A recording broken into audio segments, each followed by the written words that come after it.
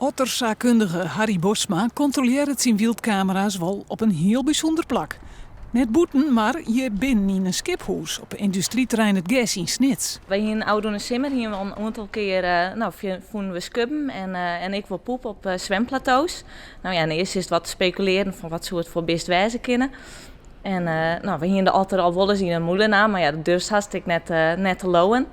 Dus toen hebben we toch maar eens verder zieken gegaan. En in de Simmer weer die een hele tijd fut.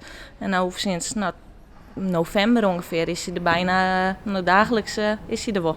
Voor het bewijs binnen er camera's installeren en die lieten een ottersjen maïsie fretten. En vanzelfs de troep die daarna oprommen worden had.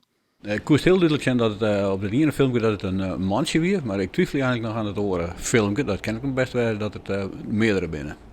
Hoe volle en wat het krijgt voor otters binnen, dat moet uitzocht worden aan de hand van een strand. Maar dat er hier echt otters zitten, vernuiveren de zaakkundigen behoorlijk. Ik had het eigenlijk nog nooit eerder vergeten. Het is wel van, natuurlijk de vis kan je erin komen, dus de otter die kan je erin komen. Dus zoals van de raan die ben helemaal afsluiten uiteindelijk, dat zie ik een eindgord in hebben willen. Maar het is, de otter die trekt er niks van aan. En jongens, als het lekker rustig is, dan is het voor de otter. Je ding is wis, als vis binnen je binnen je leven net meer zeker.